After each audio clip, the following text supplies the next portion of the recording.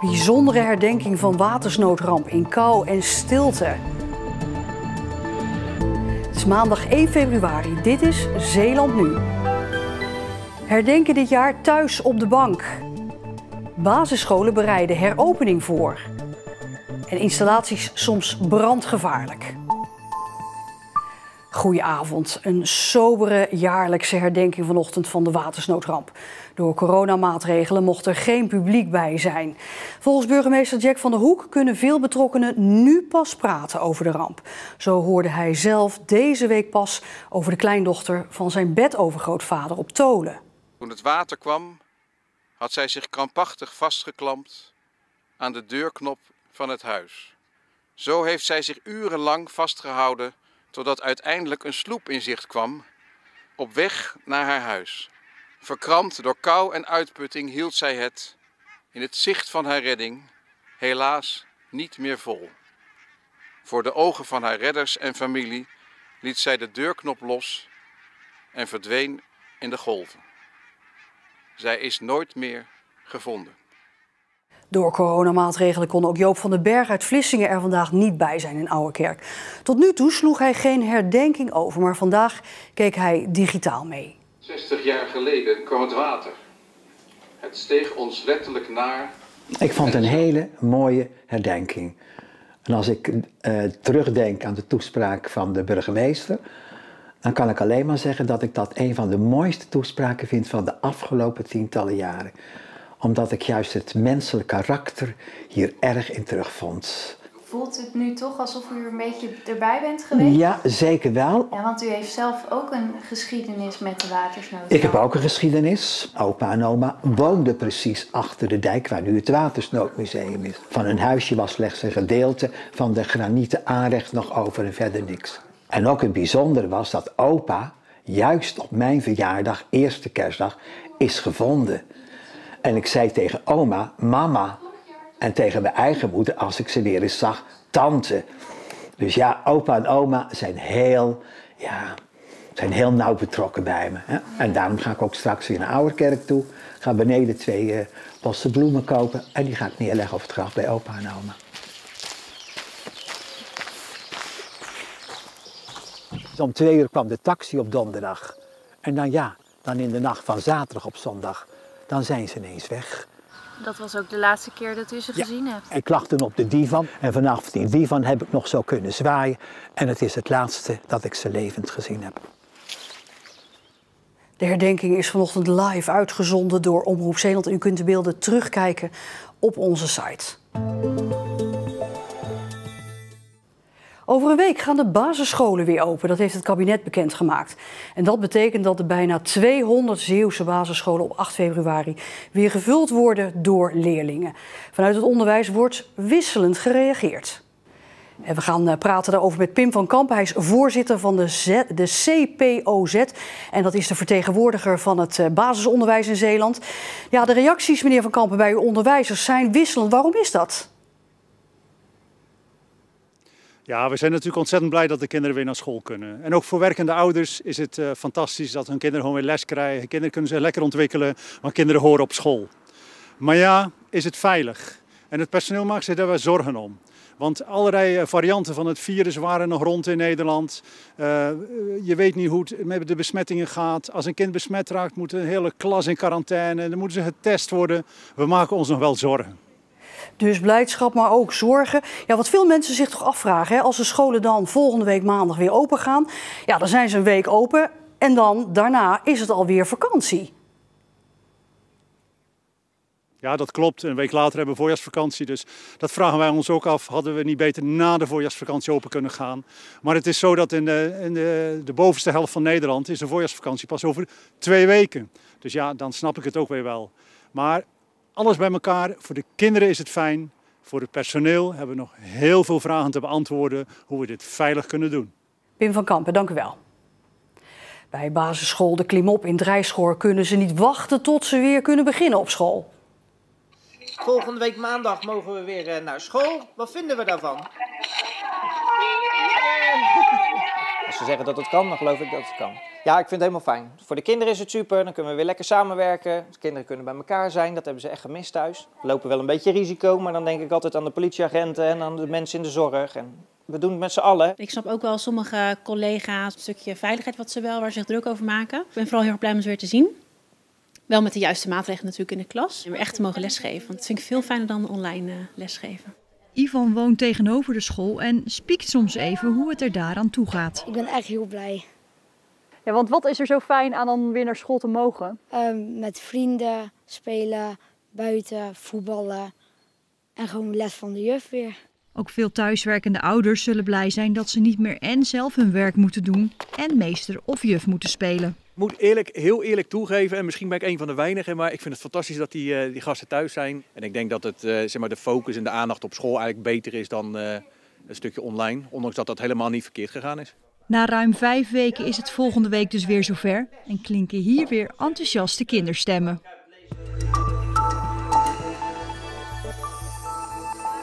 Er liggen nu 34 Zeeuwen met corona in de Zeeuwse ziekenhuizen.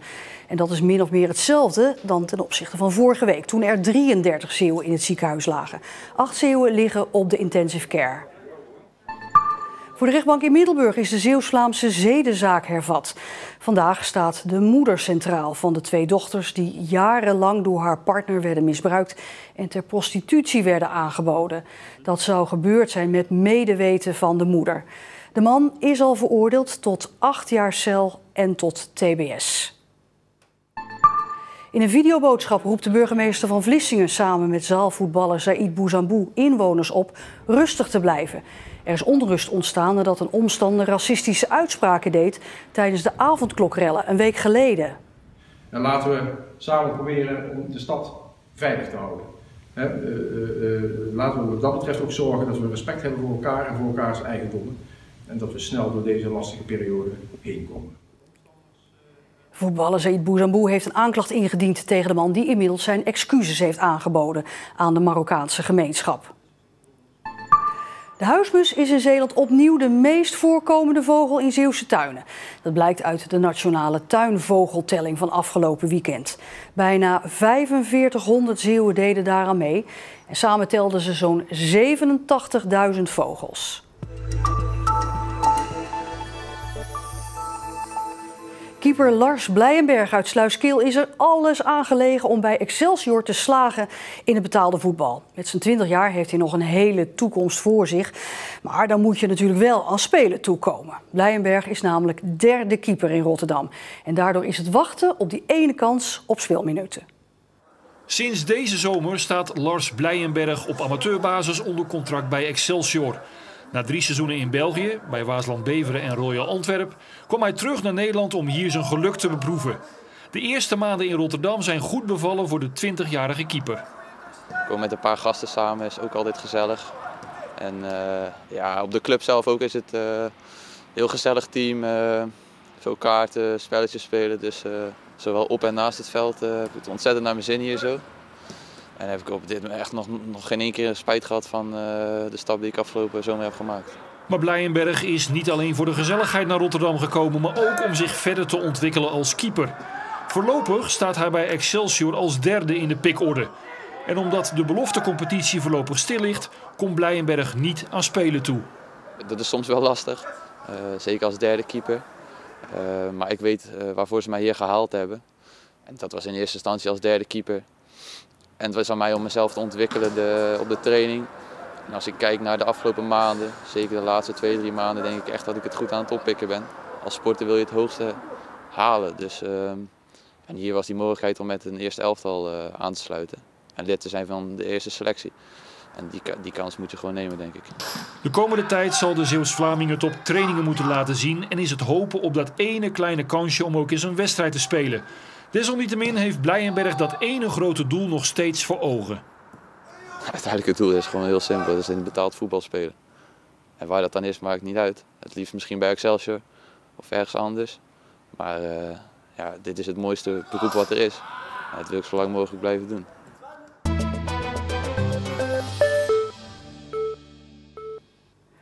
steeds meer Zeeuwse daken liggen zonnepanelen, mooi voor de groene stroom. Maar ze blijken soms ook gevaar op te leveren. Steeds vaker moet de brandweer uitrukken voor branden met zonnepanelen. En dat zijn dan vaak ook heftige branden. Thea Driehuis uit Vlissingen en Kees Mol uit Siruskerke kunnen erover meepraten. Het was een mooie dag en wij zouden een weekendje uitgaan met een hele groep vrienden en kennissen naar Rotterdam. We waren een uur of 2 weg en we zaten in een bus. En toen werd ik in die bus gebeld door de politie. En die vertelde dat ons huis in brand stond. En zijn we teruggegaan hierheen. De vlammen sloegen er nog uit. De straat was afgezet. Wij waren net op vakantie. En we kregen een telefoontje van de buurvrouw. Kees, slecht nieuws. De schuur staat in de brand. Dus ja, we hebben dat van grote afstand bekeken vanuit Griekenland. Ja, dan kom je in de grote bende terecht. De vraag is of Thea en Kees dikke pech hebben gehad of dat er meer aan de hand is. Er zijn steeds meer zonnepanelen die op het daken gelegd worden. Ik heb begrepen dat per inwoner eigenlijk wel een zonnepaneel tegenwoordig is. Dus dat betekent meer installaties en dat betekent dus ook dat er wel eens iets vaker mis kan gaan. Zonnepanelen zijn op zich veilig als ze goed zijn aangelegd en als je een installateur hebt die kennis van zaken heeft en het goed installeert, ja, dan kan een zonnepaneel veilig zijn. Bij zowel Thea als Kees raakten de omvormers die de zonnestroom omzetten voor het net oververhit. We hadden de zonnepanelen een jaar of 5 daarvoor laten aanbrengen. En daar waren we ook eigenlijk heel erg tevreden over. Alleen achteraf bleek die omvormer op een houten paal te staan. En doordat die omvormer zo heet werd op dat moment, is die houten paal natuurlijk in brand gegaan en zo is de brand ontstaan. Net boven de deuren, iedere kant, stond er 1 omvormer. Ik kwam dan elke dag natuurlijk in die schuur en dan af en toe was die rood. En soms sprong je op rood en dan was die te heet. En dan hoorde die vanzelf uit te gaan. Een paar keer werd het te gek, dan hebben ze er nieuwe opgezet. En dan gebeurt het net als je er niet bent. Anders was het waarschijnlijk ook niet gebeurd.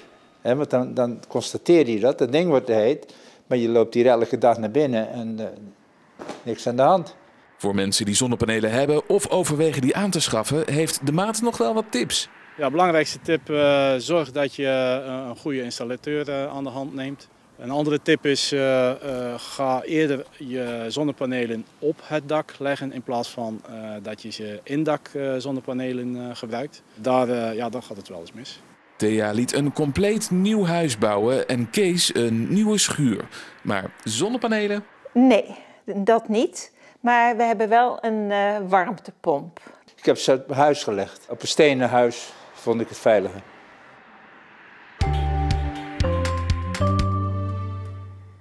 Na een nachtje zeldzame vorst aan de kust was het op veel plaatsen in Zeeland een miserige dag. Het werd 3 à 4 graden. En dat wisselvallige weer dat blijft nog wel een paar dagen, maar het wordt morgen wel warmer tot 11 graden. En tot zover deze Zeeland Nu, waarin we begonnen met de sobere herdenking van de watersnoodramp. Nog een fijne avond en graag tot morgen.